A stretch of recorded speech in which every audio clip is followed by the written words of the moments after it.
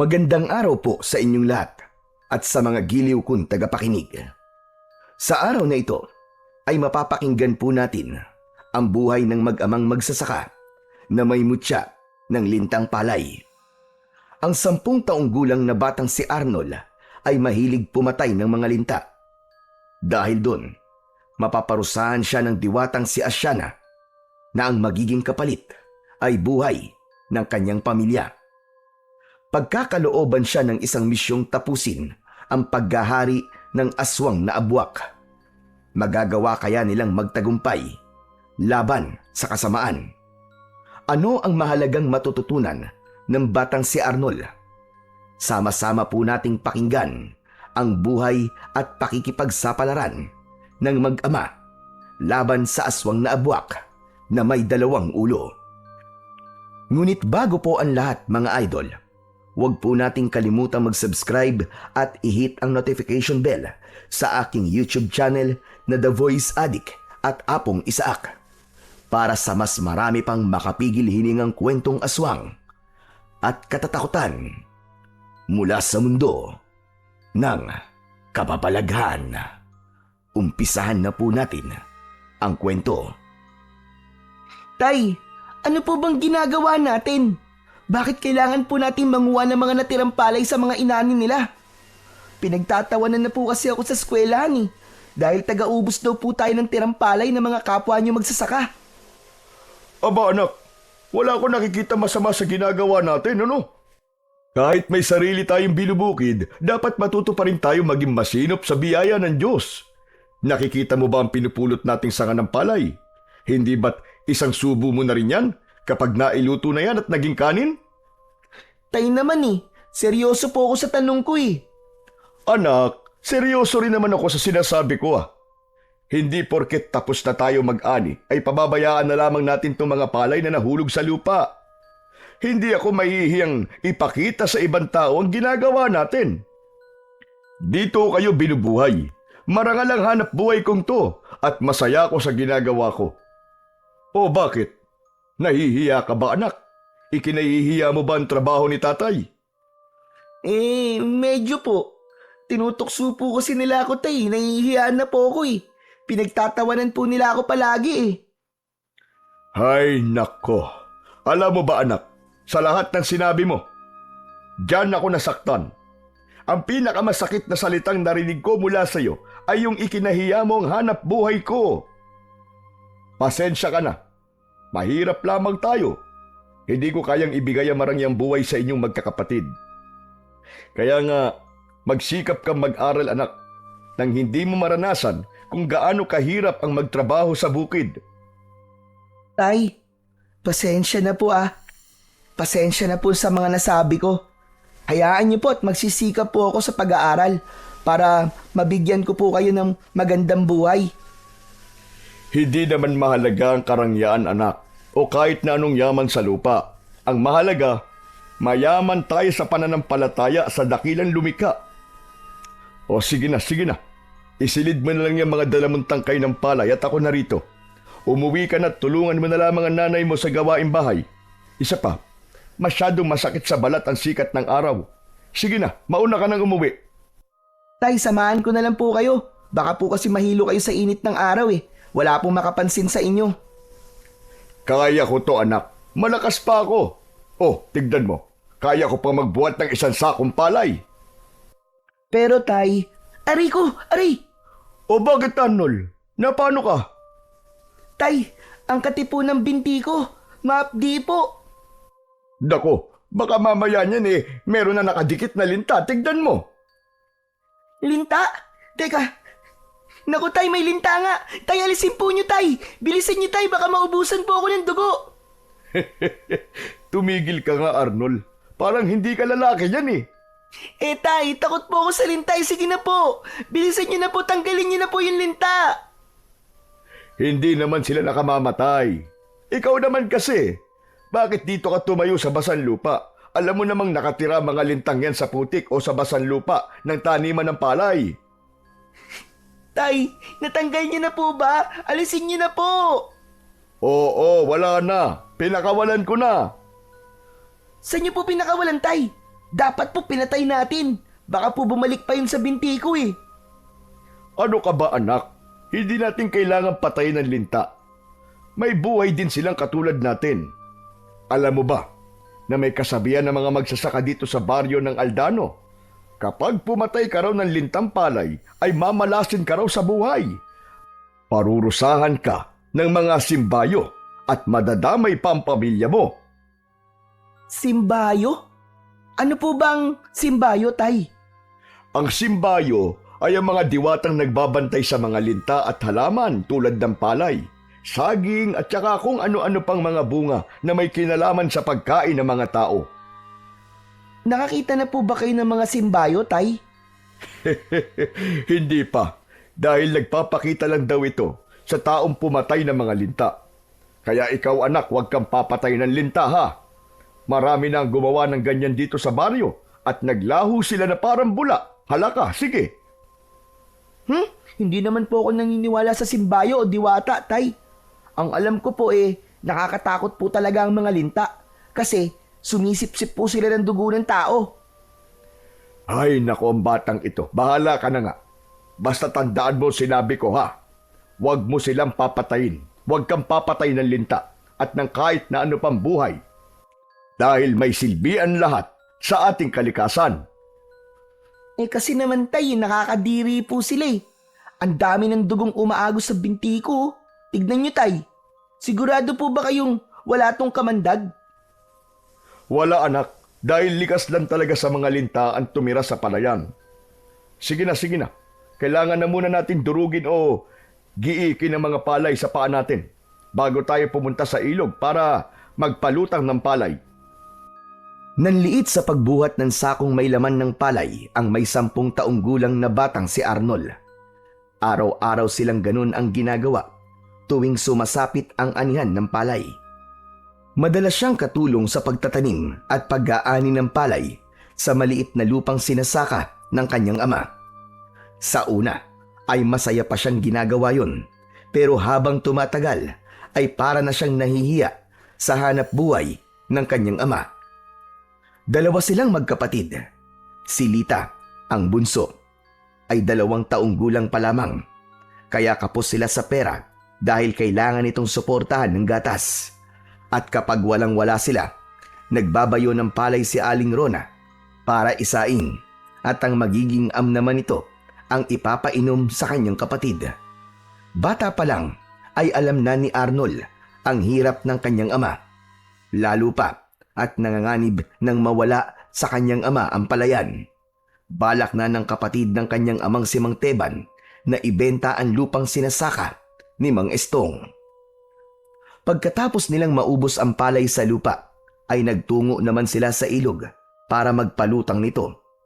Kailangan nilang lumusong sa ilog na hindi malakas ang lagaslas ng tubig upang lumutang ang walang laman na palay.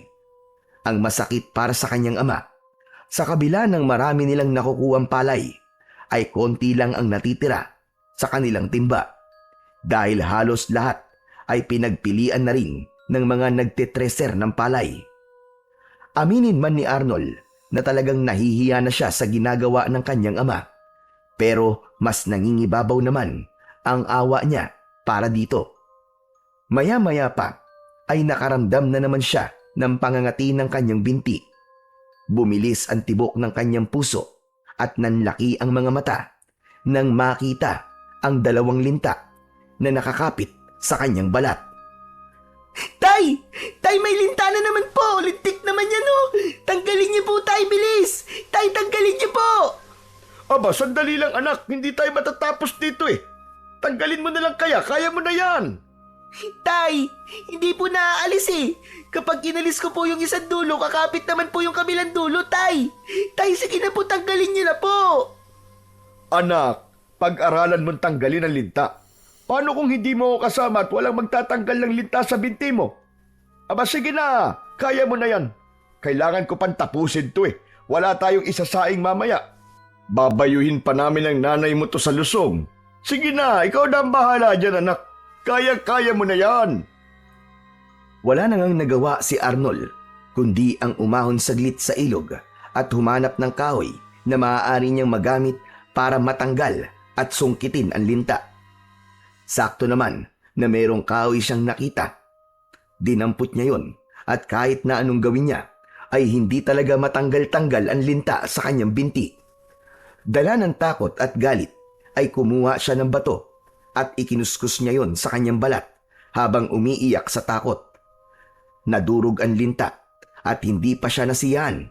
Pinukpok niya yon ng pinukpok hanggang sa mamatay. Yan! Kala mo dapat lang talaga sa'yo madurog ng madurog.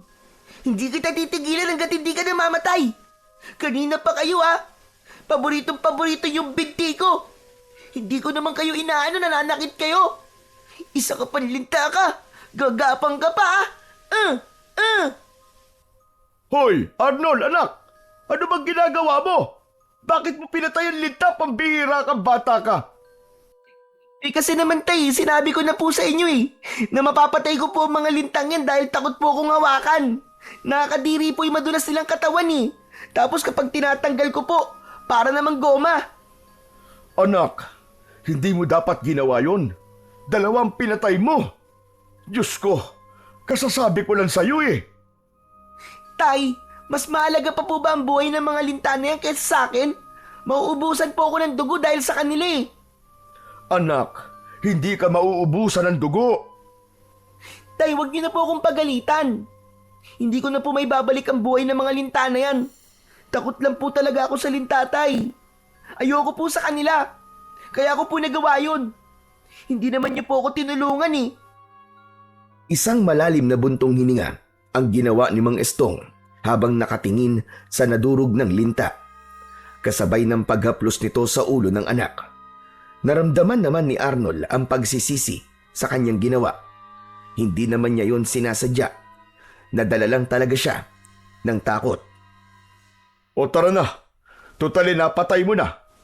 Pero sa susunod anak, iwasan mong pumatay ng mga hayop o nilalang na may mga buhay Kung magagawan mo naman ng paraan, huwag mo nang patayin.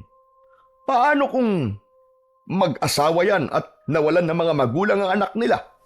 Di ba? Kahit linta lang ang mga yan Pati yung mga anak nila ay magdudusa. Sino magpapakain sa mga yon?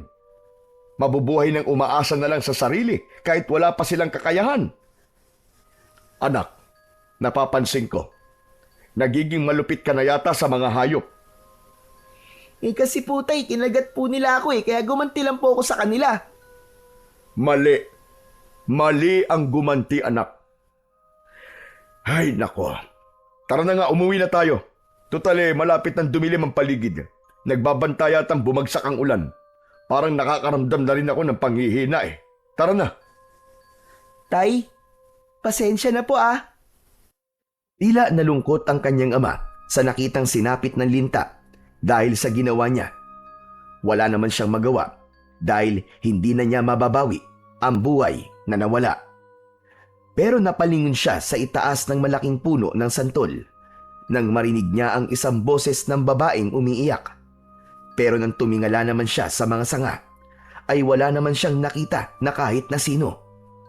Nagtaasan ang balahibo niya sa kanyang katawan na parabang may nakatingin na nilalang sa kanya.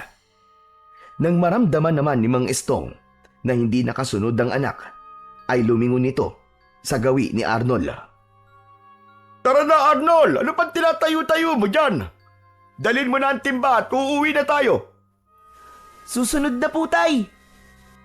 Saka siya nagmadaling sumunod sa kanyang ama. Nabuhat naman ang sako at timba na may laman na basang palay. Tumawid lang sila sa pilapil para makarating sa bahay nila na malapit naman sa kanilang palayan. Pagdating nila roon, ay nadatnan nilang nagluluto ng kamoting kahoy ang kanyang ina para yun na muna raw ang kanilang kainin. Kasabay ng pagpasok nila sa bahay, ang pagbagsak naman ng malakas na ulan. Umabot yun ng 2 oras, kaya walang nagawa ang mag-ama, kundi ang magpahinga na lamang at bukas na ulit pupunta sa bukid.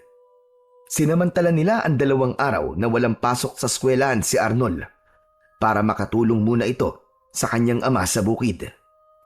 Nang tumigil ang ulan, ay biglang naramdaman ni Arnold ang pananakit ng kanyang sugat na gawa ng kagat ng mga linta sa kanyang binti.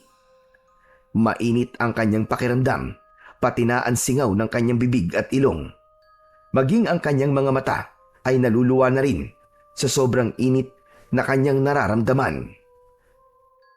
Tay! Nay! Nasaan po kayo? Tay, ang sakit po ng sugat ko sa binti! Nay! Aray! Ang sakit po! Halos mamilipit sa sobrang sakit ng binti si Arnold. Tinignan niya ang kanyang sugat at nanlaki ang kanyang mga mata nang makitang namamagayon at nangingitim ang paligid ng pinagkagatan ng linta. Dati na siyang nakagat ng linta pero hindi siya nakaranas ng ganong sakit. Maya-maya pa ay magkasabay na pumasok ang kanyang mga magulang sa kanyang silid. Bakas sa muka ng kanyang ama at ina ang pagtataka nang makitang hawak niya ang kaliwa niyang binti. Tay! Ang sakit-sakit po, tay! Ang sakit! Para po may tumitibok-tibok sa loob ng binti ko. At mainit po ang singaw ng aking katawan, tay! Aray ko! Aba, ano bang meron sa'yo, Arnold? Kanina lang ay ayos ka pa naman ah. Tay, ang binti ko po. Masakit na masakit po talaga ang sugat ko sa paa. Sandali, patingin nga ako. Ito po, tay, tignan niyo po. Dahil lang po yan sa kagat ng linta kanina eh. Patingin nga. Aba, Diyos ko, Rona. Ang anak natin, malaki na kagad ang sugat sa binti. Anong klaseng linta kaya nakakagat sa'yo at sumugat ng ganyan? Ang pangkaraniwang linta ay konting pamamagalang tapos ayun na. Wala na. Pakiramdam ko rin po.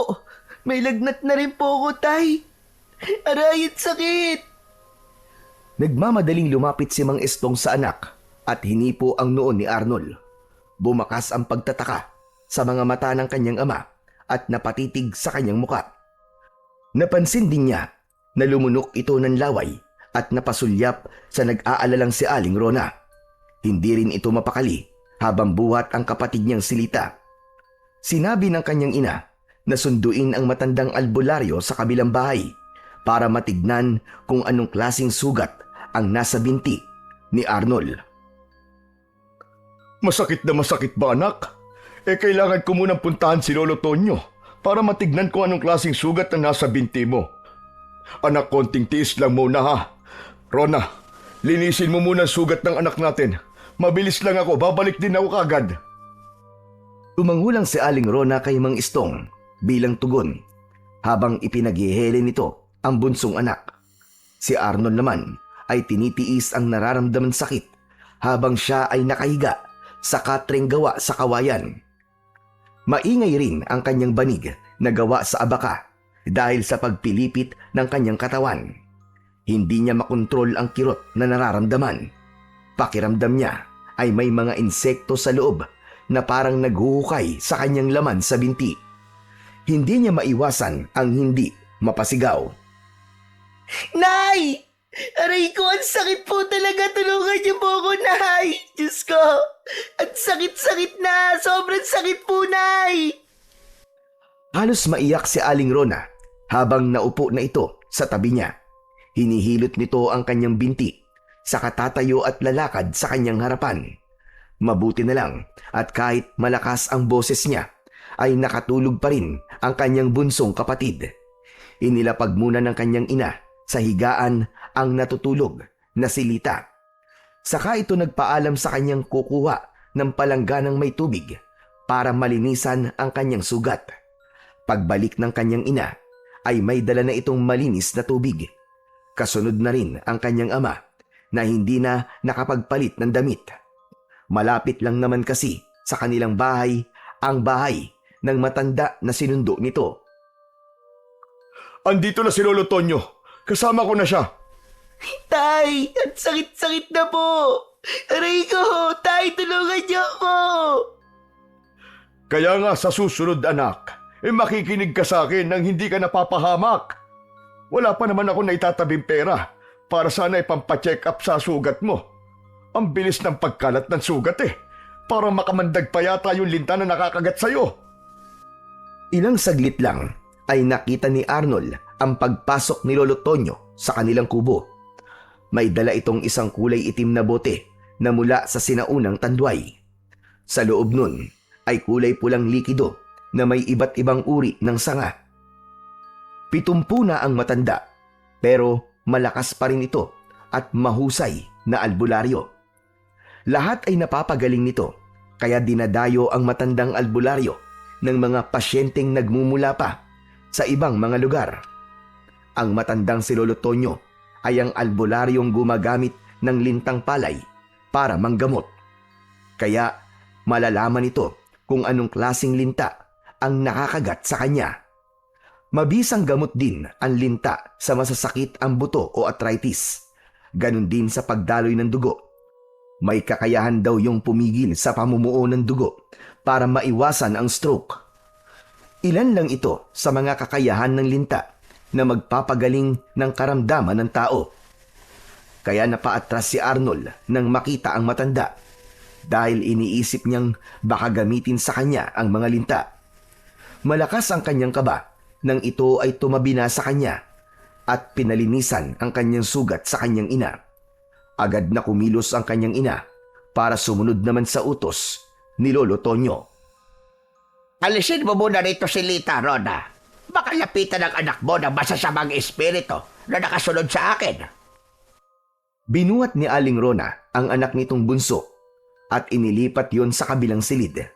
Binuksan naman ni Mang Estong ang bintana ng kanyang kwarto bago muling nagmasid sa ginagawa ng matandang albularyo.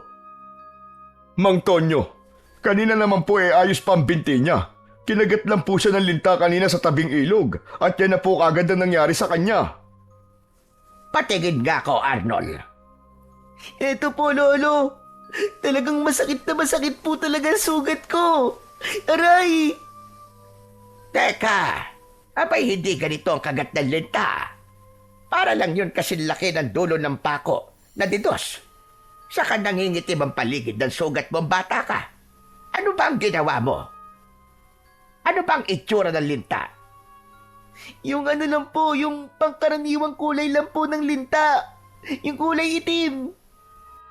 Ang mahirap pa niya, Lolo Tonyo. Pinatay ng batang yan yung 2 linta. Ang tigas ng ulo hindi nakikinig sa akin. Nailog ba ka mo? Diyos ko, bilisan mo, Estong. Kumuha ka muna ng bao at lagyan mo ng baga. May dala naman ako ritong insenso at kamangyan. Kumakalat ang lason sa kanyang sugat hanggang sa maputulan siya ng binti. Kaya bilisan mo. Tay, ayoko po. Ayoko po mawala ng binti, Lolo. Tulungan niyo po ako. Gamutin niyo na po ang sugat ko. Kahit ayaw mong mawala ng binti, wala ka magagawa. Kasi ikaw ang nagkamali. Ang nakakagat sa iyong binti ay isang linta. Pero hindi basta-bastang linta lang. Sana'y mali ako ng hinala. Dahil kung hindi, mapuputol ang binti mo sa oras na hindi ito magamot. Ano? Mapuputol ang binti ko? Ayaw! Anong klaseng linta po ba ang kumagat sa akin? Diyos ko ka, bata ka. O Estong, tatayo ka na lang ba dyan? Bilisan mo na! Saka lang kumilos si Mang Estong papunta sa kusina para ihanda ang lahat ng kakailanganin ni Lolo Tonyo. Halata sa kilos ng kanyang ama ang pag-aalala sa mga narinig nito mula sa matanda. Samantalang si Arnold naman ay hindi na mapakali. Nag-aalala siyang baka maputulan siya ng binti. Kasalanan niya kung bakit nangyayari yon sa kanya. Marami ang mga nilalang na hindi natin nakikita at nagbabantay lang sa ating mga galaw. Lalo na kapag may napakialaman ka sa kanilang mga alaga o gamit.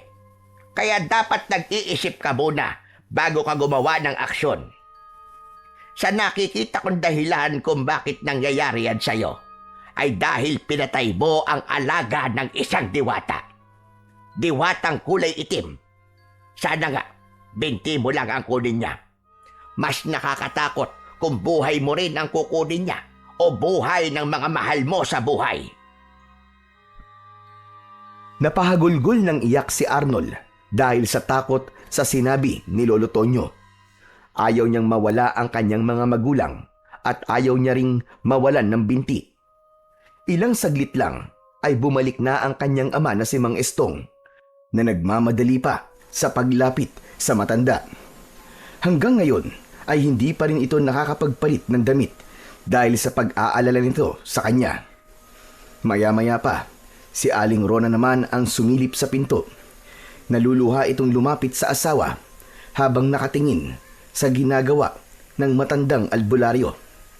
Nasa sulok lang ang dalawa, samantalang si Lolo Tonyo ay nagsimula ng maglagay ng tawas sa bao at pumikit ng mariin. Saka bumubulong sa hangin habang ang kaliwang kamay ay napapatungan ng baong umuusok. Ang kanang kamay naman ng albularyo ay nagtataboy naman sa usok papunta sa binti ni Arnold. Naramdaman niya ang paggalaw ng kung anong insektong nasa loob ng kanyang binti. Kaya naman, napasigaw na naman siya dahil sa sobrang sakit. Huwag kang malikot, iho. Konting tiis lang. Hintayin natin na magbigay ng hugis ang tawas sa loob ng bao. Saka lang natin malalaman kung ikaw nga ay napaglalaruan ng mga simbayo o ng isang diwatang malupit. Naramdaman ni Arnold ang paglapag ng bao sa ibaba ng kanyang katre at nawala na rin ang usok. Kumuha ng kahoy ang matanda at sinuri kagad kung ano ang nilalang na nagalit sa kanyang ginawa. Mabuti na lang po pala at bigla pong naalala ni Rona na ipatawas po muna sa inyo ang sugat ng aming anak. Kumusta po, Mantonyo? Aray! Lolo!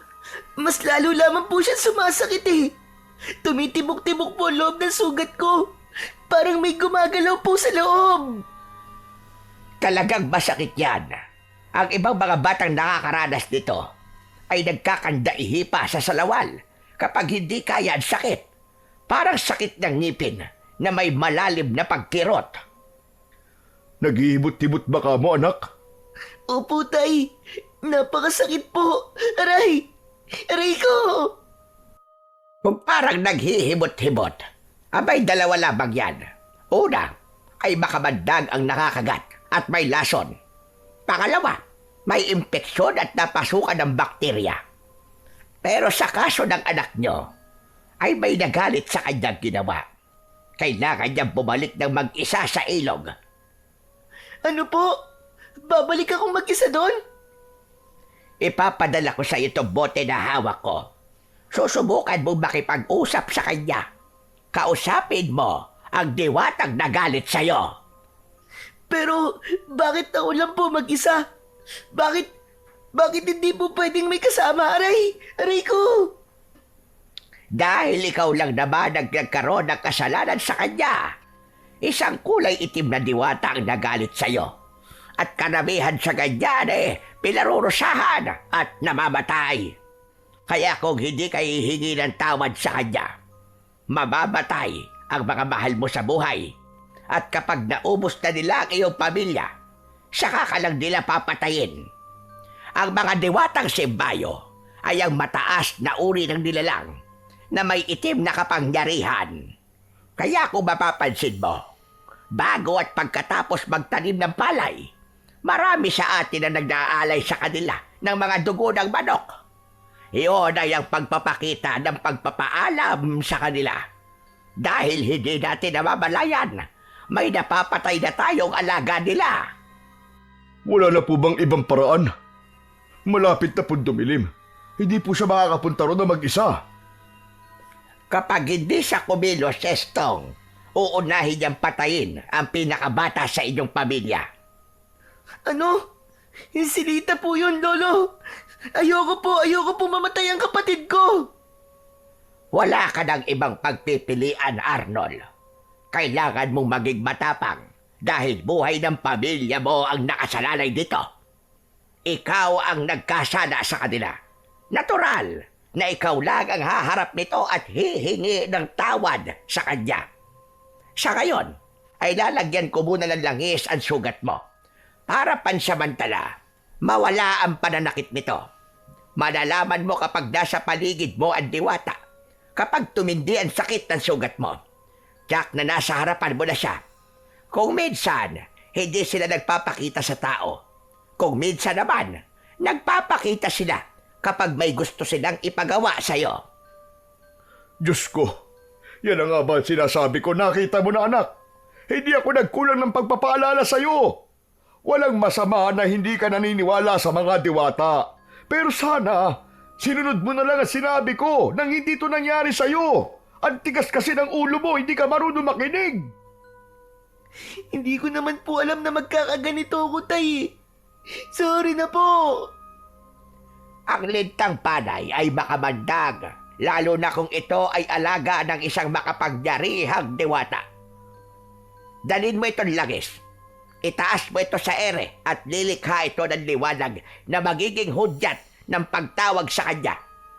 Mag-iingat ka dahil sa gagawin mo, maaaring maraming nilalang ang lalabas kung sakaling magkamali ka sa lugar na pupuntahan mo.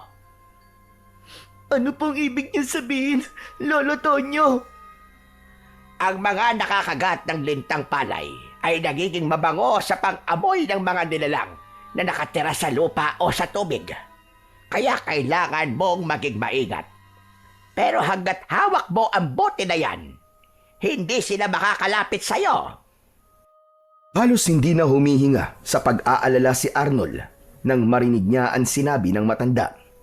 Napansin din niya na nawawala na ang sakit ng kanyang binti.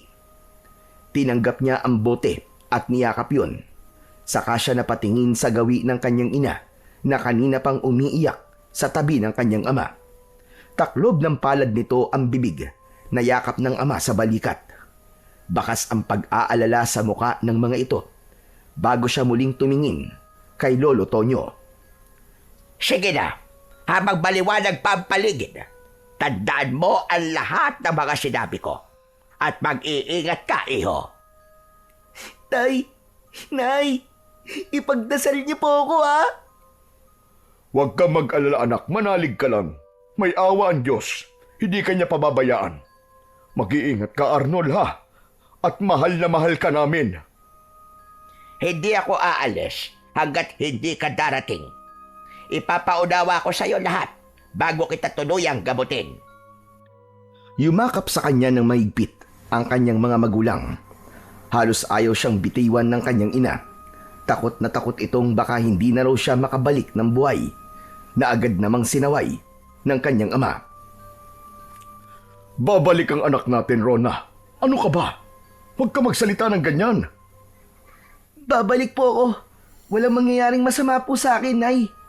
Kasalanan ko po ito kung bakit nararanasan ko po ito. Alam ni Arnold kung gaano kahirap para sa kanyang mga magulang ang gagawin niyang pagharap sa diwata na dati ay hindi niya pinaniniwalaan. Ngayon ay alam na niya na nagkamali siya at dapat niyang harapin yun. Mabigat ang mga hakbang ng paa nang maglakad siyang muli sa pilapil na daanan o palayan. Habang ang paligid ay nagsisimula ng dumilim, halos mabingsiyak sa ingay ng kulisap sa paligid habang ang tibok ng kanyang puso ay mabilis din. Hindi pa man siya nakakalapit sa ilog na malapit sa kanyang kinatatayuan ay parang may nakita na siyang isang nilalang na umahon mula sa ilog na kanilang pinagpapalutangan ng palay. Nagtago siya sa makapal na halamang gubat at sinilip kung ano ang bagay na nakita niyang lumabas sa ilog. Halos manlaki ang kanyang mga mata nang makita ang nakakatakot na nilalang. Dahil mag-aagaw dilim at liwanag, malinaw niyang nakikita ang itsura ng nilalang. Isang taong bayawak na may 2 ulo ang nakita niyang nakatanaw sa bahay nila. Halos maiyak siya sa takot habang nagtatago sa halaman. Mapupula ang mga mata nito na ang huni ay parang tunog ak-ak. Isang uri yun ng nilalang na sa kwento lang niya naririnig. Abwak! Bakit may abwak sa lugar namin? At malapit pa sa tirahan namin. Diyos ko, anong klaseng nilalang ang abwak na may 2 ulo? Hindi ako maaaring matakot. Kailangan kong ituloy ang paggarap sa diwatang nagparusa sa akin. Hinintay ni Arnold na umalis ang nilalang sa gitna ng palayan para itong may hinahanap na nagtatalo pa ang 2 ulo. kung saan ito pupunta. Ilang saglit pa ay biglang lumubog ito sa lupa sa mismong gitna ng kanilang palayan. Saka siya patakbong lumapit sa ilog na pinanggalingan nito. Maigpit niyang hawak ang boteng ibinigay sa kanya ng matandang albularyo, habang ang kanyang takbo ay halos hindi na lumapat ang kanyang mga paa sa lupa para lang makarating kagad sa ilog. Humihingal na napatingala siya sa punong tiningala niya bago siya umalis kanina. Saka lang niya nakita ang bakas ng paa ng abwak hanggang sa ilog na madalas na kanilang tinatambayan kapag nagpapalutang sila ng palay. Itinaas niya ang kanyang kamay sa ere habang hawak ang bote. Lumitaw ang liwanag ng bote dahil sa refleksyon ng tubig sa bote. Nakita niya ang anino ng bote at kita ang sanga na parang kumulo yun kasabay ng matinding pagkirot ng kanyang sugat. Indikasyong nasa harap na niya ang diwatang kailangan niyang makausap. Mahal na diwata o simbayo, patawarin niyo po ako sa nagawa ko po kanina. Hindi ko po sinasadyang patayin ang linta na alaga niyo. Natakot lang po talaga ako sa linta eh. Patawarin niyo na po ako. Alisin niyo na po ang sumpa o parusa sa aking binti. Mahal na diwata, patawad po. Paano mo nalaman na pinarusahan niya kita, bata? Inilinga ni Arnold ang kanyang paningin sa paligid nang marinig niya ang maganda at malamig na boses ng isang babae. Para yung umaalingaw-ngaw sa kanyang pandinig na para bang nasa ilalim siya ng lupa. Hindi ko nagustuhan ang ginawa mong pagpatay sa mga alaga kong inutusan ko para iligtas kayong mag-ama kanina. Siguro naman ay nakita mo ang nilalang na lumabas sa ilog na to. Opo, mahal na diwata, patawarin niyo po ako. Hindi ko po sinasadya. Hindi ako marunong magpatawad sa mga batang matitigas ang ulo. Ginamit ko ang kapangyarihan ko sa iyong ama para ipaunawa sa iyo na huwag kang papatay ng mga alaga ko katulad ng linta. At ang ginawa mo kanina ay napakasakit para sa akin dahil sila ang kaya kong utusan para iligtas kayo. Dahil kung natagalan pa kayo, ay maaaring mapahamak na kayo dahil sa nilalang na nakatira dito sa tubig. Mahal na diwata, handa po akong pagbayaran ng kasalanan ko. Hindi ko po alam na inililigtas niya lamang po pala kami para ilayo po sa halimaw na yun na nakatira sa ilog. Pero anong ginawa ko? Pinatay ko pa ang mga linta na inutusan niyo. Handa po akong pagbayaran na nagawa kong kasalanan, mahal na diwata. Kahit buhay ko pa po maging kapalit. Huwag niyo lang po sasaktan ang pamilya ko. Nagmamakaawa po ako sa inyo, mahal na diwata. Bata, sigurado ka ba sa sinasabi mo? Mahal na diwata, Arnold po ang pangalan ko. Handa po akong magbayad sa buhay na nawala sa mga alaga niyo, mahal kong diwata. Ako si Diwatang Asyana. Nakulong ako sa ilog na to dahil sa isang parusa nang patayin ko ang lalaking pumatay sa mga magulang ko nang mag-anyo ang mga ito na isang linta. Pareho lamang tayo ng nararamdaman, subalit magkaiba tayo ng dahilan. Ako na nakulong dahil sa sakim na hari ng mga abwak. Gusto niyang makuha ang aking kapangyarihan para maghari sa lugar na ito at gawing alipin ang mga tao. Kung ganun po, mahal na diwata, tatanggalin niyo na po ang parusa niyo sa akin. Oo, tama ka. Subalit hindi yun magiging madali. Kailangan mong paghirapan ang buhay mo. Katulad ng ginawa mong pagpapahirap sa mga alaga ko. Sumisid ka sa katapat ng liwanag ng buwan. Makikita mo ang mutya ng lintang palay. Sa oras na makuha mo yon, kailangan mo ang dugo ng iyong ama para sa pagbibigay ng bisa sa mutya na matagal nang hindi nagagamit. Bakit po? Ano pong gagawin ko sa mutya? Magkakaroon ka ng misyon Yun ang kailangan mong tuparin para makalaya sa parusang ibinigay ko sa'yo. Hanggat nakakulong ako rito, wala akong kapangyarihang bawiin ang parusa. Kaya kailangan mo munang labanan ang hari ng mga aswang. Mahal na Diwatang Asyana, kailangan ko po ba talagang gawin yun? Oo, puksain mo ang dumaraming mga aswang na agwak sa lugar na ito para matahimik ang kalikasang binabantayan ko. Pangalawa, ay labanan mo ang hari ng mga agwak para makalaya na ako sa sumpang ibinigay niya sa akin. Ngunit mag-iingat ka dahil kapag namatay ka, mamamatay rin ako dahil ang buhay ko ay konektado sa butyang lintang palay. Kaya kahit hindi tayo magkasama, ay maririnig mo pa rin ang aking tinig at magkakaroon ka ng kakayahang makipag-usap sa lahat ng uri ng hayop sa paligid mo. Tandaan mo, kapag suot mo ang mutya, mawawala ang sugat sa iyong binti at sa oras na mabigo ka, ang buong mong pamilya ay kasama mong mamamatay. Parang may tinik na biglang bumaon sa kanyang lalamunan nang marinig ang tinig na yon ni Diwatang Asyana.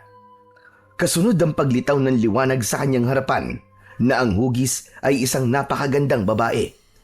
Lumulutang ang buhok nito sa hangin na parabang nasa ilalim ito ng tubig. Ang mga mata nito ay tila nangungusap na parabang naiiyak. Malakristal ang mga mata nito na kasing liwanag ng sikat ng buwan. Malungkot ang mukha nito na nakatingin sa kanya. Sige na, bilisan mo. Hanapin mo ang mutya sa tubig sa kinatatayuan mo bago pa bumalik ang hari ng mga abwak. Isuot mo kagad sa iyong leeg at kailangan mong umuwi sa bahay niyo para gawin ang ritual na sinasabi ko.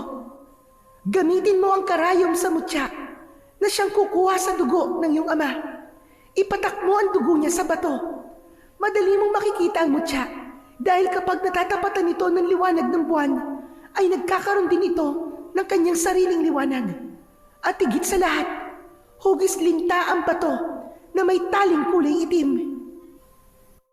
Hindi binitiwan ni Arnold ang hawak niyang bote nang sumisid siya sa ilog. Ilang beses siyang nagpaikot-ikot sa ilalim ng tubig para mahanap ang sinasabi nitong mutya. Hindi nagtagal ay nakita niya ang nakakasilaw na liwanag sa ilalim ng tubig.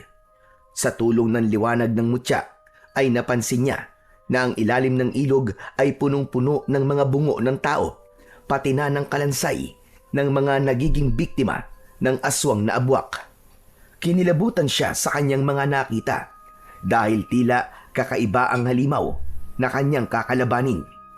Naramdaman ni Arnold ang kwintas sa kanyang kamay at nakalaylay ang palawit nito sa kanyang palad nang umahon siya sa tubig.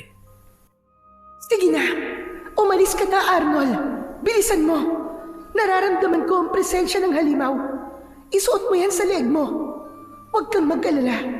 Mananatili ako sa isip mo kahit hindi mo ako kasama. Sasapi ang diwa ko sa mga nilalang na malapit sa'yo. Tandaan mo, konektado ako sa buhay ng mutya at sa may hawak nito. Maraming salamat po sa tiwala, Diwatang Asyana. Kahit natatakot ay isinuot pa rin ni Arnold ang kwintas, subalit hindi niya inaasahan na may mararamdaman siyang kakaiba sa mutya. Sumakit ang kanyang ulo na parabang yun ay binibiyak. Makakaramdam ka ng sakit, ngunit saglit lang dahil papasok ang kapangyarihang taglay ng mutya sa iyong isipan upang malaman mo kung paano mo gagamitin ang mutya. Hindi nga nagtagal ay nawala ang pananakit ng kanyang ulo. Sa halip ay malinaw ang kanyang paningin at nararamdaman niya ang mga nilalang na nasa kanyang paligid. Ngayong taglay mo na ang mutya ng lintang palay. Magkakaroon ka ng sandata sa iyong mga kamay sa oras na may nilalang na-a-attack sa iyo.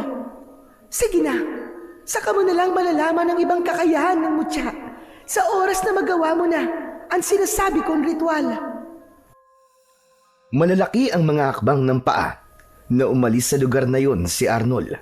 Ngunit pagdating niya sa gitna ng bukid ay natigilan siya sa kanyang paglalakad. Nanigas ang kanyang mga tuhod at namumula ang kanyang mga matang nakatingin sa dalawang nilalang na abala sa pagkain ng kalabaw ni Mang Teban. Ala, kung ganun, ang mga aswang na to ang kumakain ng mga alagang kalabaw na madalas ay natatagpuan ng mga taong wakwak ang tiyan at nawawala ang laman loob. Diyos ko, wala kaming kaalam-alam na may mga ganitong nilalang pala ang pumapatay at unti-unting umuubos sa mga alaga naming kalabaw. Nagtago pansamantala si Arnold sa pilapil ng palayan habang nakasilip siya sa dalawang abwak na magkasalong kumakain ng karne ng kalabaw. Tila nagsusubuan pa ito habang humuhuni na parang sa paniki at tigdalawa nitong mga ulo ay parang nag-aaway pa kung sino ang unang kakagat sa puso ng kalabaw. Pakiramdam ni Arnold ay hindi na siya humihinga ng mga oras na yon. Kaya lang, bigla siyang natigilan ng sabay-sabay ang mga ito na napatingin sa kanyang gawi. Tila naramdaman ng mga ito ang kanyang presensya. May nakakita sa atin. Mahal ko, habulin siya. Hindi siya maaaring makatakas. Naku po, nalintikan na, nakita nila ako. Diyos ko, hinahabol na nila ako. Mabilis ang mga akbang na sinubukan ni Arnold na tumakbo sa kakahuyan upang mailigaw niya ang mga aswang na abwak. Hindi siya maaaring magpunta sa bahay nila dahil baka mapahamak ang kanyang pamilya. Tila mauud itong dumaan sa ilalim ng lupa habang hinahabol siya at kapag lumilitaw ay nagmimistulang pinaghukayan ng ulingan ang lugar na lalabasan ng mga ito. Galit na galit ang aswang na nagsasalita dahil katulad ng sinabi sa kanya ni Diwatang Asyana ay maririnig niya ang mga boses ng bawat nilalang sa kanyang paligid. Hindi napapansin ni Arnold na mabilis din ang takbo niya na parabang isang kidlat. Kaya nahirapan sa kanyang humabol ang mga aswang. Nagtago muna siya sa makapal na halamang may nakaharang na puno ng kahoy. Sapat na yon para hindi siya maamoy ng aswang dahil nagtago siya sa mabahong dahon ng amarilyong gubat. Ilang saglit lang ay narinig naman niya ang yabag ng mga paa ng aswang at ang mga kuko nito ay tila kumukuskus sa masukal na daan. Hindi dapat makatakas sa batang yun sa ating bahay ko. Malalaman ng mga tao ang tungkol sa atin. Lumapit ang asawa ng abwak na lalaki habang nakatingin sa mga halamang nasa harapan ng mga ito. Halos mabingi sa kabog ng dibdib si Arnold habang pinagmamasdan ang mga itsura ng aswang na abwak sa kanyang harapan. Nagpaalam ang babaeng abwak na hahanapin ito ang batang nakakita sa kanilang pagkain sa kalabaw. Unti-unting humaba ang bibig ng nilalang. Ang kamay nito ay naging pakpak ng malaking ibon at sa isang iglap lang ay nag-anyong ibon ito. Yun ang palatandaan na babae ang abwak. Samantalang ang lalaking abwak naman ay nanatiling nakatingin sa paligid ng kagubatan na parabang may hinahanap. Napansin niya ang mapupula nitong mga mata na nagpapapalit-palit pa ng kulay. Parang mga mata ng ahas. Ang ulo naman itong sa tao ay may matutulis na pangil, habang ang leeg hanggang sa bewang ay sa katawan naman ng bayawak. May matatalim itong mga kuko at ang balat naman ito ay kulubot na tila kasing kapal ng balat ng buwaya. Maya-maya pa ay umalis ito sa kanyang harapan at muling lumubog sa lupa. Saka lang nakahinga ng maluwag si Arnold. Bigla siyang nakarinig ng tinig mula sa mutya. Arnold, kailangan mo maging maingat sa iyong mga pagkilos. Iwasan mo lumikha ng ingay dahil habang nasa ilalim sila ng lupa, maririnig nila kung nasan ka. Malalaman nila kung saan ka nagtatago. Ano pong gagawin ko, Diwatang Asyana? Paano po ako makakaalis dito nang hindi po nila naririnig ang yabag ng aking paa? Gamitin mo lang sa bote. I-aplos mo sa iyong dalawang binti hanggang sa talampakan mo. Gawin mo lahat upang makauwi ka sa inyo ng ligtas. Yun nga ang ginawa ni Arnold. Mabilis niyang nilagyan ng kanyang dalawang paa, pati na ang kanyang talampakan. Bago umalis sa lugar na yon, ay sinigurado na muna niyang wala na ang presensya ng aswang sa paligid. Halos hindi lumapat ang paa ni Arnold sa lupa nang tahakin niya ang daan pa uwi sa kanilang bahay. Maya-maya pa ay narinig niya ang malakas na huni ng ibon sa himpapawid. Nagpalipat-lipat siya sa mga puno bago siya tuluyang nakalapit sa kanilang tirahan. Mula sa pinto ay natanaw na niya kagad ang tatlo na naghihintay sa kanyang pagdating. Bumakas sa mga mukha nito ang labis na tuwa nang makitang ligtas siyang nakabalik. Ngunit pagtataka naman ang pumalit sa anyo ng mga ito nang mabilis siyang pumasok hanggang sa loob ng kanilang bahay. Isinarado niya ang mga bintana at hinila niya ang kanyang mga magulang, pati na ang natitigilang si Lolo Tonyo. Nay! Nay, Lolo! Dali! Diyos ko po! Ano ba anak? Uminom ka nga muna ng tubig. Ano ba nangyayari sa'yo, Arnold? Nakausap mo ba ang diwata? Tay, wala na po ang kalabaw ni Tio Teban. Patay na po! Ano? Paano nawala? Pinatay po ng aswang na abwak, tay, na may 2 ulo. Nakausap ko na rin po ang diwatang nagparusa sa akin.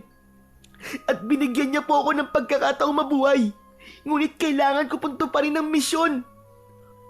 Salamat sa Diyos at hindi ka niya pinarusahan. Lolo Tonyo, isa pa rin pong parusa ang pagtupad ko sa misyon. Dahil sa oras na mabigo po ako, mamamatay po ang buo kong pamilya. Ano ka ba? Anong klaseng misyon yon, Arnold? Ang labanan po ang kampo ng kadiliman. Ang hari po ng abwak. Kanina ko lang po nakita ang mga aswang, tay. Mag-asawa po sila. At pinatay na mga halimaw na yon ang kalabaw na ipinahiram sa atin ni Tio Teban. Nako, hindi maaari. Magbabayad tayo sa kapatid ko. Tay, sa ngayon po, hindi na po yun ang mahalaga eh. Kundi ang malaman po kung paano matatalo ang mga abwak na yun. Tay, malakas sila. At halos kasing laki po ng mga kalabaw. Anong laban po ng aking mutya doon? Nagkakabali ka, Arnold. Malakas ang mutyag nasa iyo. Kung hindi ako nagkakamali, ang mutyag nasa leeg mo ngayon ay ang mutyag matagal ko nang itinapon dahil sa galit. Ako ang unang nakatanggap ng mutyang yan sa aking kaibigan na si Asyada pagkatapos niyang patayin ang aking anak. Pero matagal na yon, tapos na, at napatawad ko na siya. Subalit, namatay si Asyada. Buhay po si Diwatang Asyana, Lolo Tonyo. Siya po nagbigay sa akin ito eh. Nakakulong lang po siya sa ilog. Biyag po siya ng hari ng mga abwak. Kung ganon, hindi siya totoong namatay. Opo, hindi na raw po siya papatay ng tao nang hindi niya binibigyan ng pagkakataon para magbago sa pamamagitan po ng misyon. Sa bote po yatang ito kaya niya po ako pinatawad. Marahil ay nakilala po niya ang boteng hawak ko. Naluluwang napahaplos ng kamay sa muka si Lolo Tonyo. Tila nabuhayan ito ng loob nang malamang buhay pa pala ang diwatang si Asyana. Ikinuwento niya sa mga ito ang napag-usapan nila ng diwata at kung paanong magkakaroon ng bisa ang mutya. Alam din ni Lolo Tonyo kung paano ang gagawin nila dahil ito ang unang gumamit ng mutya ng lintang palay. Teka, sandali lang po, Mang Tonyo. Bakit po kailangang mag-alay ako ng dugo sa mutya para magkaroon ng bisa? Dahil katulad ng linta, kailangan niya ng dugo para mabuhay, para lumakas. Pero bakit dugo ko ang kailangan gamitin, Mang Tonyo? Dahil ikaw ang ama ni Arnold at ikaw ang nagsasaka sa palayan na tinitirhan ng gabay ng mutya. Maaaring hindi mo naiintindihan. Subalit ang pawis mo na tumutulo sa taniman ng palay ay sapat na upang masabing ang dugo mo ang kailangan magbigay ng bisa sa mutya. Bilang basbas sa pagpayag mong tuparin ng anak mo ang misyon. Kung totoong nasa baryo dati ng mga abwak, aba, nasa malaking panganib ang buhay ng mga taong nakatira dito. Sabi po ng anak ko na nakilala siya ng mga aswang. Paano po yan? Sa palagay ko naman ay hindi. Dahil mabilis ang takbo ni Tonyo sa oras na may suot na siyang mutya. Para na siyang hangin sa paningin ng mga abwak. Pero mararamdaman nila ang mutya sa oras na magkaharap sila. Ang kakayahan ng abwak na dalawang ulo ay mag-anyong tao at bantayan ang kanilang bibiktimahin. Kaya mag-iingat kang mabuti, Arnold. Lolo, paano ko naman po makikilala ang aswang kapag nasaan yung tao sila? Yon ang nag-iisang kahinaan ng mutya. Sa oras na nasaan yung tao ang kalaban mo, hindi mo sila mararamdaman. Pero ikaw, mararamdaman ka nila. Kaya kailangan mong talasan ang iyong pakiramdam. Lalo na kung may lalapit sa iyong tao na hindi mo kilala. Tama siya, Arnold. Tama siya. Hala, Diwatang Asyana, nandito po kayo sa bahay? Hindi ako magtatagal na makipag-usap sa'yo dahil limitado ang aking kapangyarihan. Makinig ka kay Tonyo. Pakisabing maraming salamat at pinatawad niya na ako. Ipinarating niya kay Lolo Tonyo ang sinabi ni Diwatang Asyana. Pagkatapos ay nagsagawa na sila ng ritual para sa pagbibigay bisa sa mutya. Hindi nagtagal ay napatakan na yon ng dugo ni Mang Estong. Nakita niyang nagkulay pula ang bato at lumitaw ang liwanag sa kanyang kwintas, pati na ang paglitaw ng isang uri ng espada na kagaya ng palay. Tigkabila ang tulis nito na kasing talas ng blade. Ikaw lang, Arnold. At ang aswang na abwak ang nakakakita sa liwanag ng mutya. Pati na sa sandatang nasa kamay mo. Kung hiniling ni Diwatang Asyana na patayin ang aswang para makalaya siya, nangangahulugang yun na marami na ang nabibiktima ng mga aswang at nagpaparami na ang mga ito ng kanilang mga alagad. Pero wala naman po kami nababalitang nabibiktima ng aswang, Mang Tonyo. Pero ako ay meron ng nababalitaan, Estong. Dahil hindi sila rito nang bibiktima. Sa karatig baryo sila pumapatay dahil ang nais nila ay maitago ang kanilang gawain upang makapamuhay sila ng malaya sa lugar natin nang hindi sila pinaghihinalaan ng mga tao. Kaya po siguro nang makita kong ginawa nila ay galit na galit po ang lalaking abwak dahil may nakakita po sa kanilang anyo. Ano na po kaya ang mangyayari ngayon? Gayong alam na po nilang may nakakaalam po sa kanilang mga gawain. Paniguradong hindi mo na sila mambibiktima. Magpapalamig mo na sila at hahanapin ng palihim ang batang nakakita sa kanila para yon ay patayin. Kung ganun po, Mang Tonyo, nasa panganib po ang buhay ng anak ko. Tama ka, Estong. Kaya habang suot ni Arnold ang mutya, kailangan niyang magsanay pagdating sa pakikipaglaban upang matalo niya ang hari ng abwak. Tandaan mo, Arnold, malakas ang hari ng abwak. May sandata rin siyang kayang tumapat sa sandatang hawak mo ngayon. Muling pinagmasdan ni Arnold ang sandata sa kanyang kamay. Kasabay ng pagtayo ng matanda para umalis ay naglaho na rin ang espada sa kanyang palad. Aalis na ako. Sige na, magpahinga na kayo. Iwasan na muna ninyong pumunta sa bukid. Magbibigay ako sa inyo ng bigas at ulam para sa konsumo nyo ng ilang araw. Huwag ka nang mag-alala, Rona. Hindi ko kayo pababayaan. Marami pong salamat, Mang Tonyo. Nang makaalis si Lolo Tonyo, ay saka lamang silang nagkausap ng kanyang mga magulang.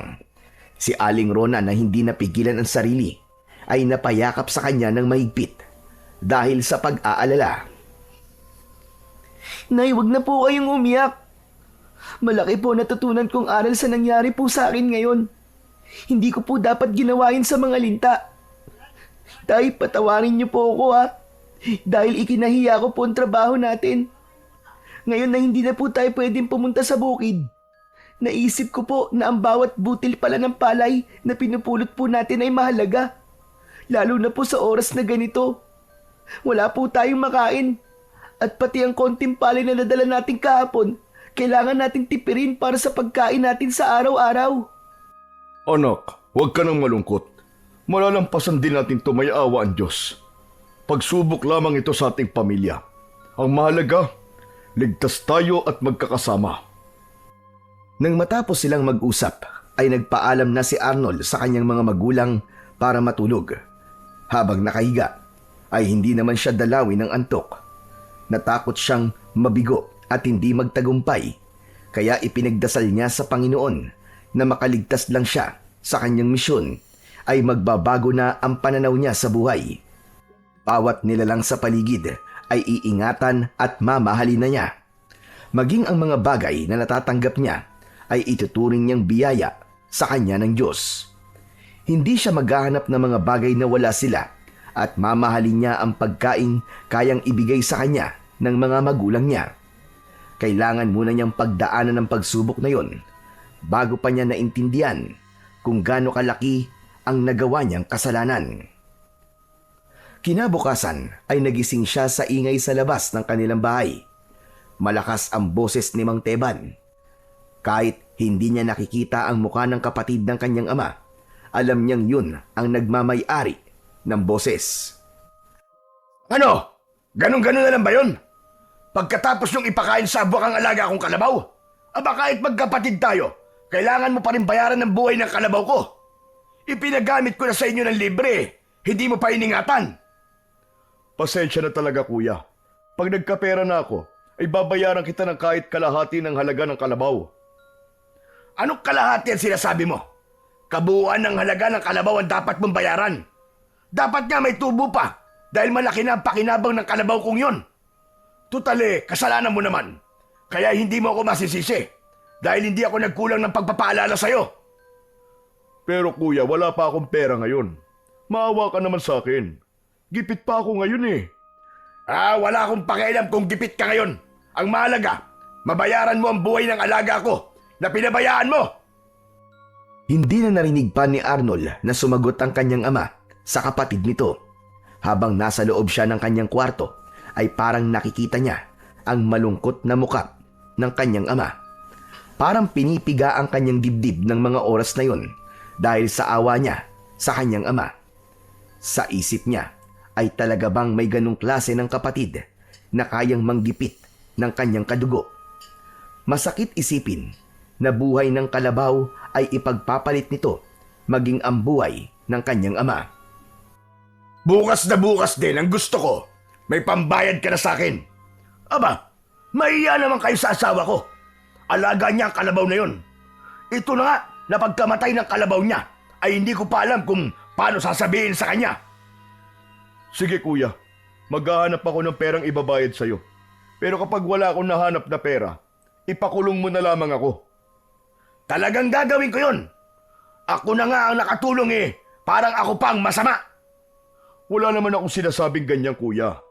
Wala lang talaga akong maibibigay na ganong kalaking halaga na hinihingi mo. Aba, parang 30,000 piso lang eh nahihirapan ka. Magpasalamat ka nga eh. Konti lang ang hinihingi kong bayad sa'yo eh. Hay nako, makaalis na nga. Umiinit lang lalo ang ulo ko. Nakita ni Arnold na umalis na ang kanyang tiyo sa harap ng kanyang ama. Nanghihina itong napaupo sa upuang gawa sa tabla na kahoy at habol ng tingin ang papalayong kapatid. Kasunod naman ang paglabas ng kanyang ina na niyakap ang asawa dahil sa awa dito. Naluluwa siyang makitang nagkakaganon ang kanyang mga magulang.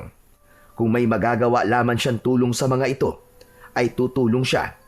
Mabawasan lamang ang hirap na dinadala ng kanyang mga magulang. Ang ipinagtataka lang ni Arnold, madalas ay ganun ang kanyang tiyo sa kanyang ama. Hindi ito magandang makipag-usap sa kanyang ama na para bang hindi nito kapatid. Bukod pa ron, madalas din may nakakaaway ang kanyang tiyo Teban dahil sa kaso rin ng pagkamatay ng mga alaga nitong kalabaw. Pagkatapos ay hihingan ng bayad ang mga taong nanghiram dito ng kalabaw. Alam naman niyang ang 30,000 piso ay doble sa presyo ng halaga ng kalabaw.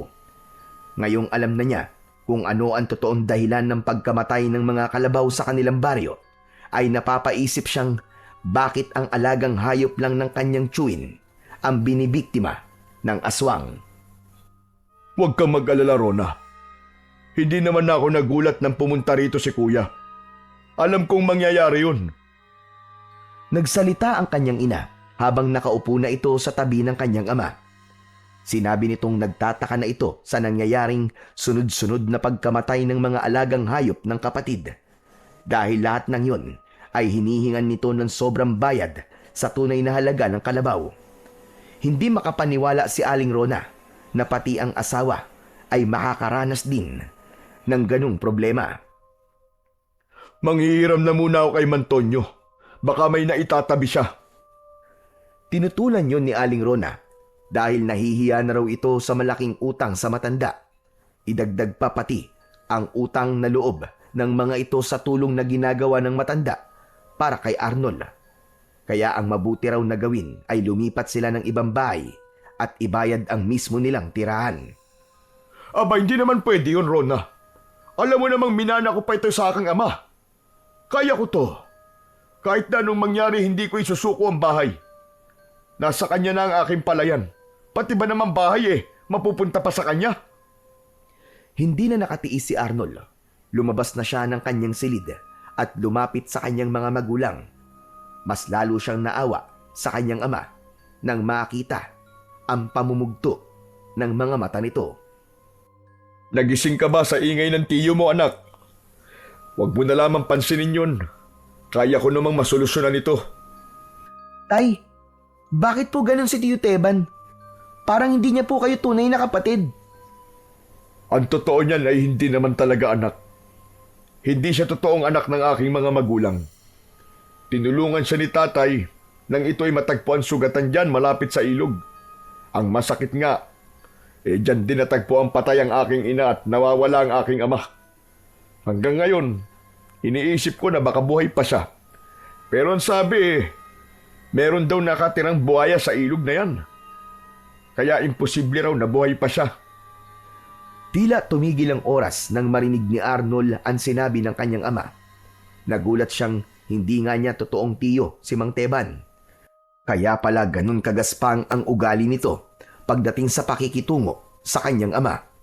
Tungkol naman sa pagkamatay ng kanyang lolo at lola, para bang may iba siyang naramdaman nang mabuo sa isip niya ang isang hinala. Magsasalita pa sana si Arnold nang makita niya ang nagliliwanag na paru-paro na dumapo sa balikat ng kanyang ama. Alam niyang yun ang gagamitin ni Diwatang Asyana para siya ay kausapin. Huwag kayong mag-usap tungkol sa aswang dahil malakas ang pandinig ng mga abwak.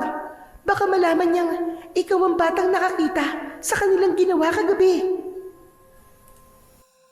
Maraming salamat po, Diwatang Asyana, sa pagpapaalala niyo po sa akin. Aba, sinong kausap mo, anak? Bakit mo tinawag na Diwatang Asyana ang paru-parong nasa balikat ko? Tay, kasama po sa kakayahan ng mutya ko ay ang makausap ang mga nilalang na hindi po nakikita ng mga tao. Pati na po ang ibang hayop sa paligid. Yun ay sa bisa po ng limitadong kapangyarihan ni Diwatang Asyana para balaan ako sa mga gagawin ko. Totoo ba yung sinasabi mo, anak? Ang boses na yon ay nawala nang muling lumipad ang paru-paro, paalis sa loob ng kanilang tahanan. Yun ang isa sa mga kakayahan ng diwata, ang makipag-usap sa pamamagitan ng mga hayop. Sana lang ay hindi narinig ng hari ng mga abwak ang kanilang mga pinag-usapan. Buong araw hanggang kinabukasan ng hapon ay nagsanay sa pakikipaglaban si Arnold, lalo na sa paggamit ng kanyang sandata. Sa tulong ni Lolo Tonyo ay nagawa niya ng maayos ang mga kailangan upang matalo ang puwersa ng kadiliman. Ngayong natuto ka na sa paggamit ng sandata mo, Arnold, kailangan mo ng kumilos para harapin ang hari ng abwak na may hawak kay Diwatang Asyana. Talaga po bang magagawa ko silang labanan, Lolo? Magtiwala ka lamang sa iyong sarili at sa iyong kakayahan. Alam kong magtatagumpay ka sa pakikipaglaban sa hari ng mga aswang. Aba, tignan mo nga naman kung sino nandito sa bahay ng kapatid ko. Isang matandang nagkukunwaring albularyo. Niloloko ang pamangkin ko. Kumusta, tanda? Parang may binabala kayong masama. Gusto nyo bang tulungan ko kayo? Sabay na napatingin sina Lolo Tonyo at Arnold sa gawi ni Mang Teban na bigla na lamang lumitaw sa kanilang likuran. Nagkatinginan silang dalawa ng matanda dahil hindi nila alam kung gaano nakatagal na nakatayo si Mang Teban sa kanilang likod at nakikinig sa kanilang pinag-uusapan.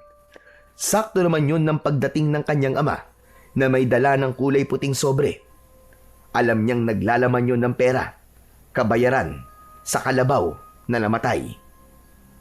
O kuya, ito ang bayad ko. Pasensya na't medyo natagalan. Aba, saan ka naman nakahanap ng pera? Mabuti naman at nandito ka na rin. Natutuwa akong makita ang kaibigan ng ating ama. Saan mo ba nakuha ang perang to? Mukhang may nagbigay sa'yo na uto-uto ah. Nanggaling lang naman ang pera na yan sa sinasabi mong nagkukunwaring albularyo. Teban, ako ang nagpahiram sa kanya ng pera. Inutil ka kasing kapatid ni hindi mo naisip na kung hindi dahil sa mga magulang ni Estong ay maaaring patay ka na ngayon. Hindi yun mangyayari, tanda. Saka bakit ka ba nakikialam sa buhay ko? Hindi porket kaibigan ka ni tatay ay igagalang na kita. Ni wala ka nga nagawa ng mawala siya. Natakot ka at matagal kang hindi nagpakita. Siguro nga, ikaw ang totoong pumatay sa kanya. Saka huwag ka magmalaki ah. Dahil alam naman natin ikaw ang dahilan kung bakit namatay ang iyong anak na si Daniel.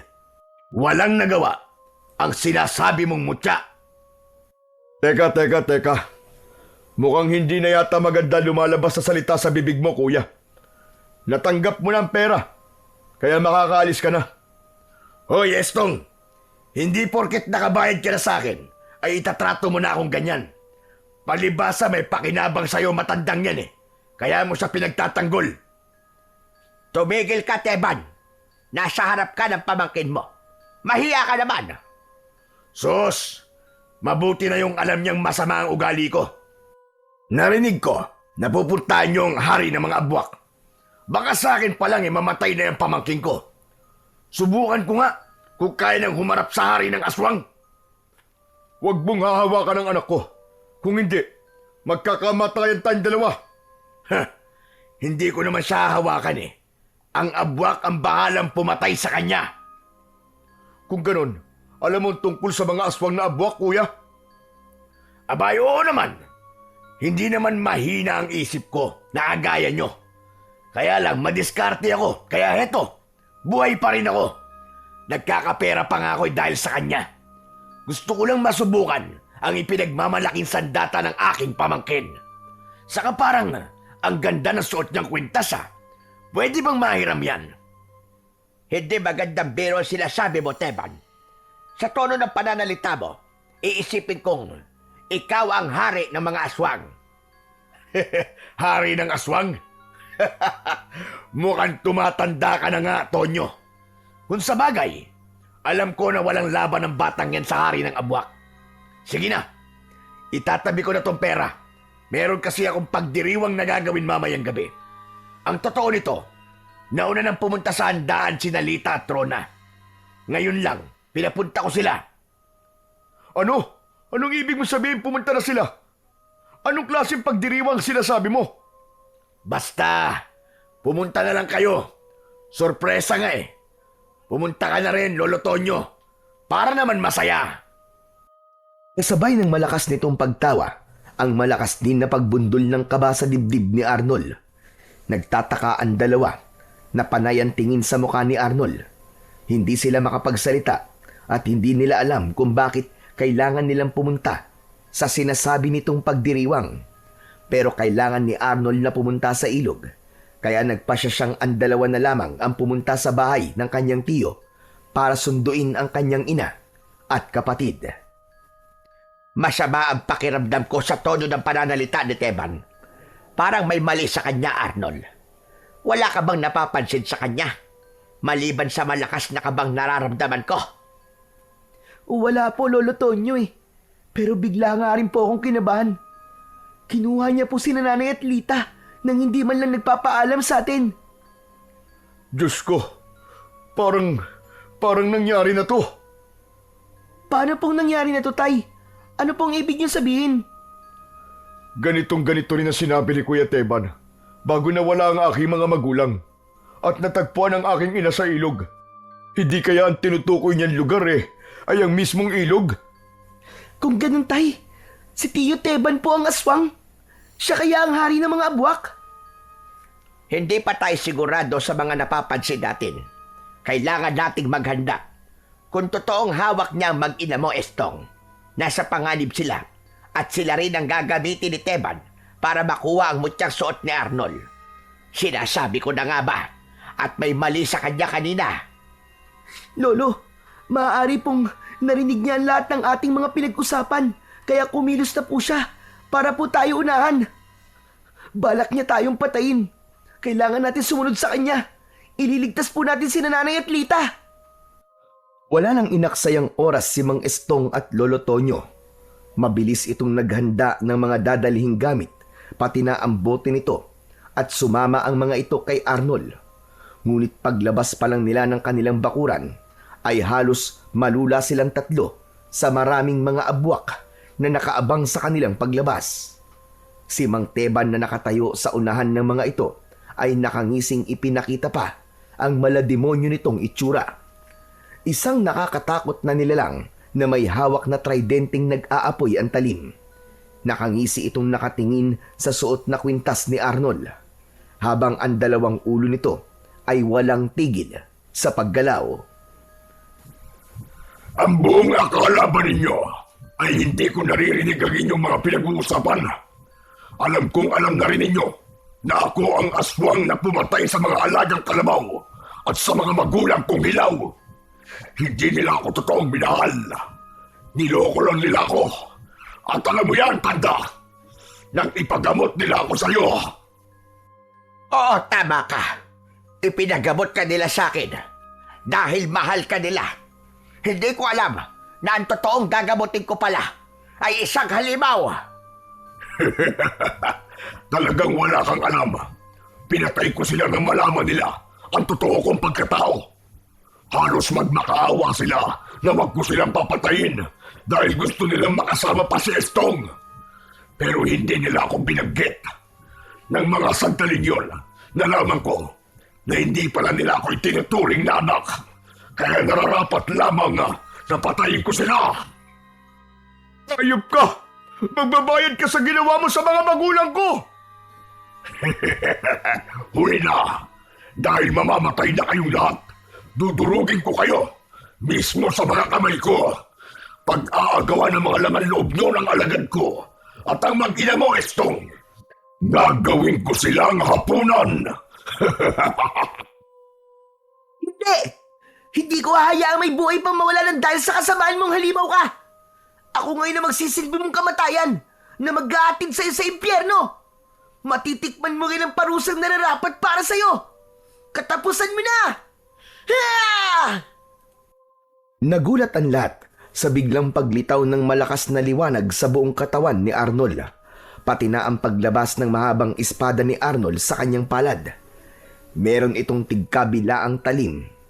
Tumalon siya ng mataas at malakidlat na umatake sa mga alagad ni Mang Teban.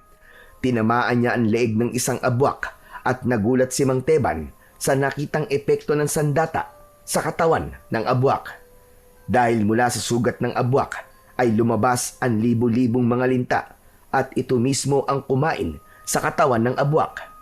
Hindi na nakagalaw ang aswang nang pagtulungan itong kainin ng mga gutom na linta. Parang mga pirana ang mga ngipin ng linta na umubos sa karne ng aswang. 1 segundo lang ang itinagal nun. Walang kahirap-hirap na naubos ang buto ng aswang. Umatras ang ibang mga abwak nang makita ang ginawa ng kapangyarihan ni Arnold. Pero hindi natinag ang hari ng aswang. Gamit ang umaapoy nitong tridente, ay sinunog nito ang mga linta na walang tigil sa paggalaw sa lupa. Subalit tila bumalik lang ang mga linta sa liwanag ng kanyang sandata. Maging ang kanyang ama at si Lolo Tonyo ay hindi makapaniwala sa kanilang nasaksihan. Ano pang hinihintay nyo? Patayin sila! Mga inutil! Bakit hindi ikaw lumapit dito? Bakit ka nag-uutos? Harapin mo akong halimaw ka! Mabilis na lumubog sa lupa ang hari ng Abwak para makatakas sa lugar na yun.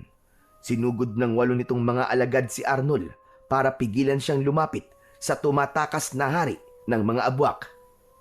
Tay, sige na po! Iwan niyo na po ako dito! Habulin niyo po si Manteban!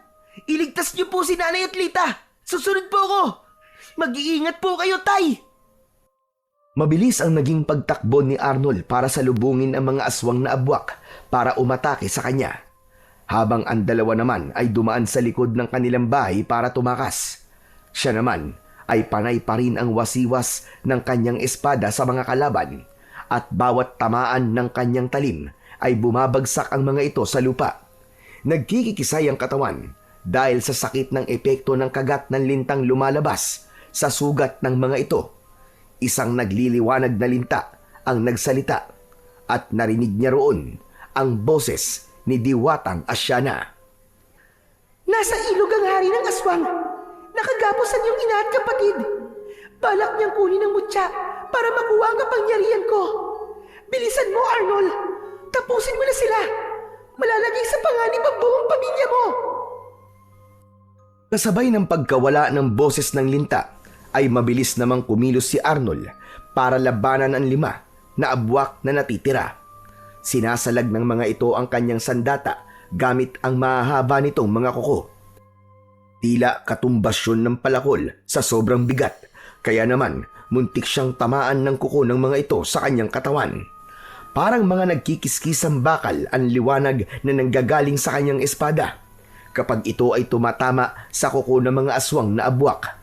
Nang mapabagsak ni Arnold ang ibang aswang, ay tumakas na ang 3 Abwak para sumunod sa amo nito. Subalit mabilis na kumilos si Arnold. Kahit nasa ilalim ng lupa ang mga kalaban, ay ubod lakas niyang itinarak ang kanyang sandata sa ibabaw ng lupa. Umalingaw-ngaw ang mga sigaw ng mga ito dahil sa labis na sakit. Kasabay ng pagsabog ng lupa sa kanyang muka dahil nagpumilit lumabas ang mga Abwak sa lupa. Hindi nila kinaya ang sakit na unti-unting pagsipsip ng mga linta sa mga buto nila at pagkatapos ay kakainin ng linta ang karne. Nakaluwa ang mga mata ng Abwak ng ito ay tigilan ng mga alagad ni Arnold hanggang sa nagiging liwanag ulit ang linta at sumasanib yun sa kanyang sandata. Mas lalo nadadagdagan ng kanyang lakas sa bawat Abwak na nakakain ng linta. Ngayon alam niyo na kung gaano kasakit ang kainin ng linta ang katawan. Kulang pa yan sa mga buhay na kinuha niyo sa mga pamilyang naulila nang dahil sa inyo. Mga demonyo kayo!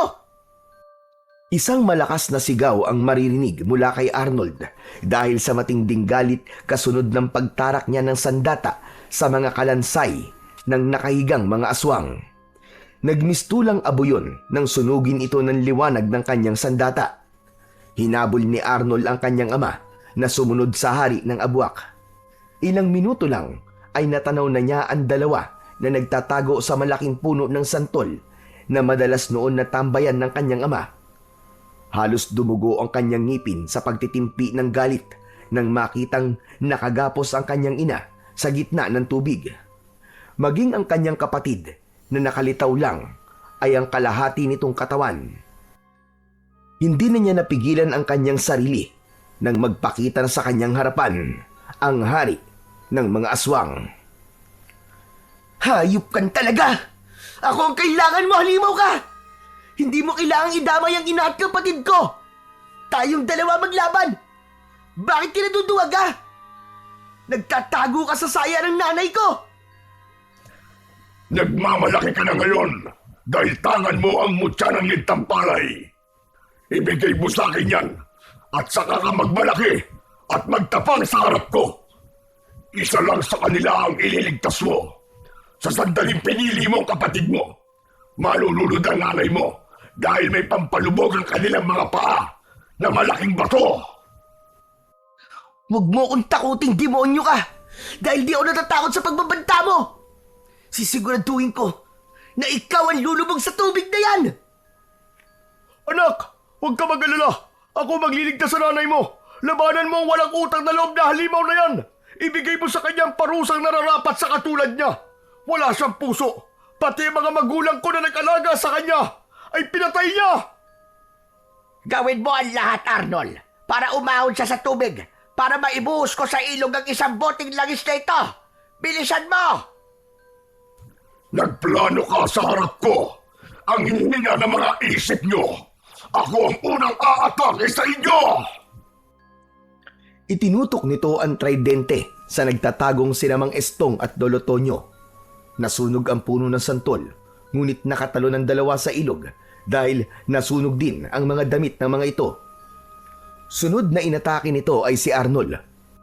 Hindi naman umiwas si Arnold. Sa halip ay iniharang pa niya ang kanyang sandata sa apoy na tumutumbok sa kanyang kinatatayuan. Nagtagpo ang kanilang mga kapangyarihan sa gitna ng ilog na malapit sa kanyang ina.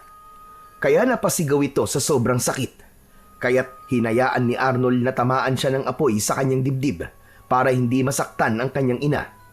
Bumagsak siyang pasadsad sa lupa at sa sobrang tuwa ng hari ng mga abwak, nakalimutan nitong may binabantayan ito sa ilog at umahon ito sa tubig para lumapit sa kanya. Habang nakahiga at umaapoy ang kanyang damit, ay tiniis niya yon, lalo na nang makita niyang pumupuslit sina Lolo Tonyo at Mang Estong papalapit sa nakagapos na ina at kapatid.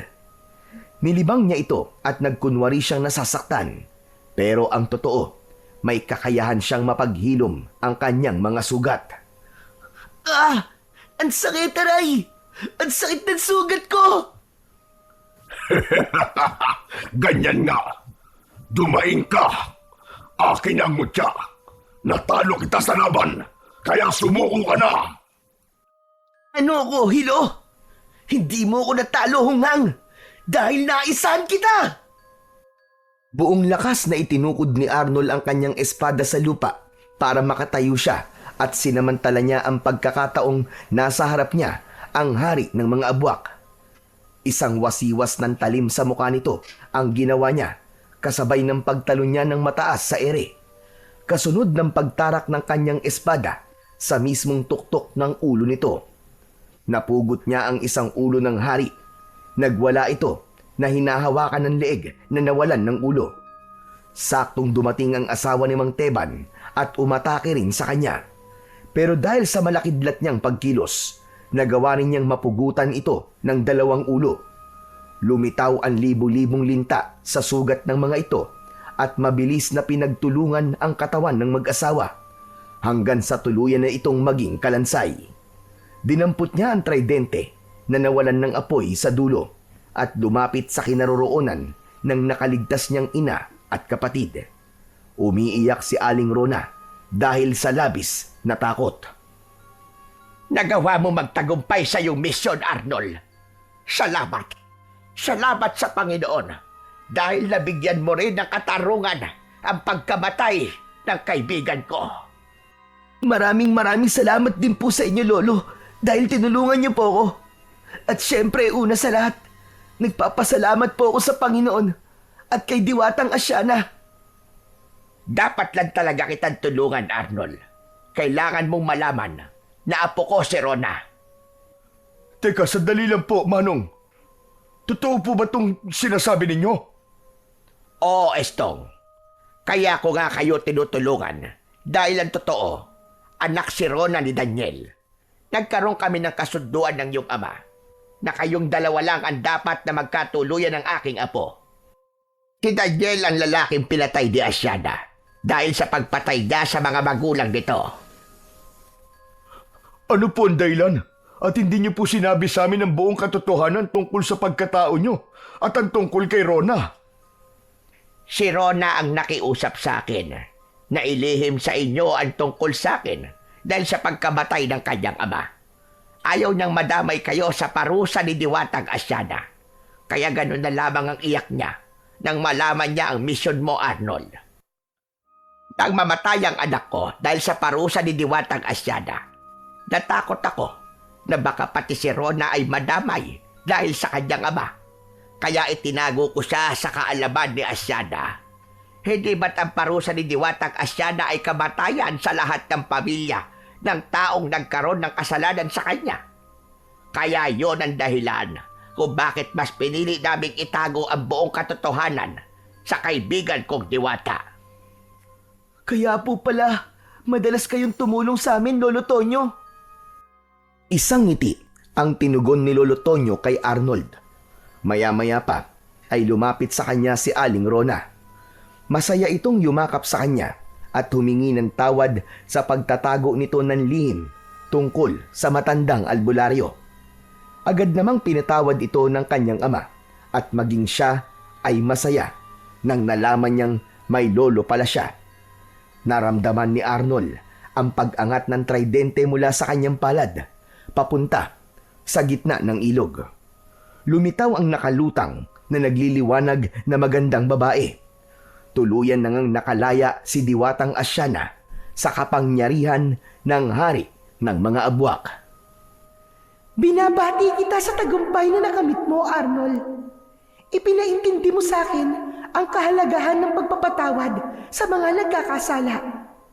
Patawarin mo rin ako, kaibigang Tonyo, dahil pinarusahan ko ang iyong anak. Hindi ko naisip ang sakit na idinulot nito sa iyo bilang nag-iisang kaibigan ko. Lalo na sa iyo, Rona. Hindi ko sinasadyang saktan ang damdamin mo. Patawarin niyo akong lahat. Naranasan ko ang maparusahan nang makulong ako sa ilog na to. Napahagulgol ng malakas si Aling Rona. Damang-dama ni Arnold ng mga oras na yun ang sakit sa boses ng kanyang ina. Ngunit mas pinili nitong magpatawad dahil ang napatay ng kanyang ama ay pamilya ni Diwatang Asyana. Kasalanan ang pumatay ng mga nilalang sa paligid, lalong-lalo na ang mga nananahimik na hayop sa bukid. At aminado rin si Lolo Tonyo na totoong nagkasala ang anak sa mga magulang ni Diwatang Asyana. Nagkalamat man ang pagkakaibigan nilang dalawa, ang mahalaga ay natagpuan nila ang pagpapatawad sa pagkakamali ng bawat isa. Isang pagkakaibigan sinubok ng panahon at pagkakataon. Bilang pabuya sa pagkakaligtas mo sa akin, Arnold, ikaw na ang bagong nagmamay-ari ng mutya ng lintang palay. Maging aral sana sa iyo ang mga nangyari sa amin at sa mga hayop na nasaktan mo. Kami ang gawin mong halimbawa para hindi ka ulit magkamali. Salamat sa tulong mo. Malaya na ako at malaya na rin ang buong baryo sa mga kampon ng kadiliman. Tuluyan nang nawala sa kanilang paningin ang liwanag ni Diwatang Asyana. Ang dating maruming ilog ay naging isang malinaw at magandang batis. Nakuha ni Mang Estong ang bungo at kalansay ng ama saka inilibing ng maayos sa lupa. Habang si Arnold naman ay nagpaalam na rin sa Diwatang si Asyana sa pamamagitan ng pagwasiwas niya ng kanyang sandata sa hangin. Pinagmasdan niya ang tigkabilaan nitong talim. Kumislap yun saka naglaho sa kanyang palad. Masaya silang umuwi sa kanilang bahay. Sa kasalukuyan ay nag-aaral pa rin si Arnold sa elementarya at ipinagmamalaki niyang magsasaka silang dalawa ng kanyang ama. Ang pagpatay sa mga hayop ay isang kasalanan sa Diyos. Dapat silang bigyan ng karapatang mabuhay sa mundo nang walang pag-aalala o banta ng panganib. Napatunayan din ni Arnold na ang pagiging masinop sa pagkaing natatapon ay magagamit sa oras ng kagipitan. Matuturing magpahalaga sa biyaya ng Diyos dahil sa oras na walang-wala ka na, ang konting naiipong palay ay mahalaga kapag kumakalam na ang sikmura. Ngunit ang isa pa sa pinakamahalaga sa lahat ay marunong humingi ng tawad sa nilalang na nagawa ng pagkakamali, mapatao man o hayop. Dahil ang bawat isa na may buhay sa mundo na nilikha ng ating Panginoon ay merong pantay-pantay na kapakinabangan sa ating ginagalawan. So yon, maraming salamat po sa inyo mga idol. Sana po ay nagustuhan niyo po ang ating kwento para sa araw na ito. Ngayon naman po ay dumako na po tayo sa inyong pinaka-nire-request at pinaka-hinihintay na shoutout portion. Pasensya na po pala sa mga hindi ko po masya-shoutout ngayon.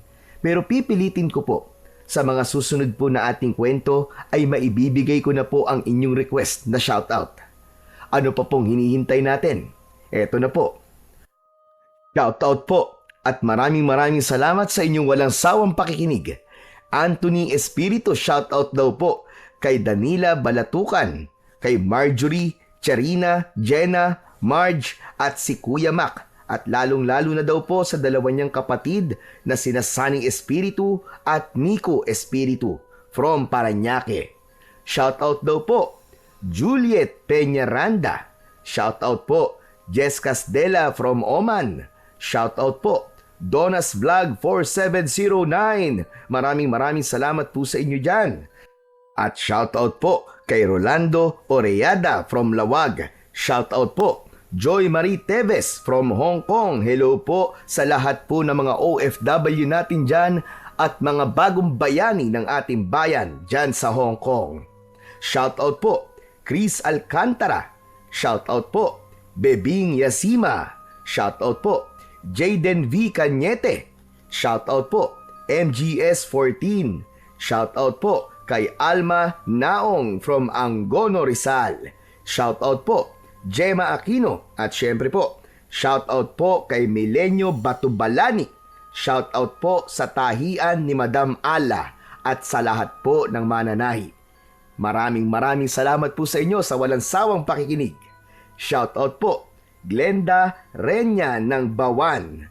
Shoutout po Mardy Suzuki 202. Shoutout po Ara Pasturan at shoutout po Marcel Burwanga from Mindoro. At syempre, sa huli po, shout out Marichu Morales. Muli po, maraming salamat po sa inyong walang sawang suporta at pakikinig ng mga kwentong aswang at katatakutan sa aking munting channel na The Voice Addict at Apong Isaak.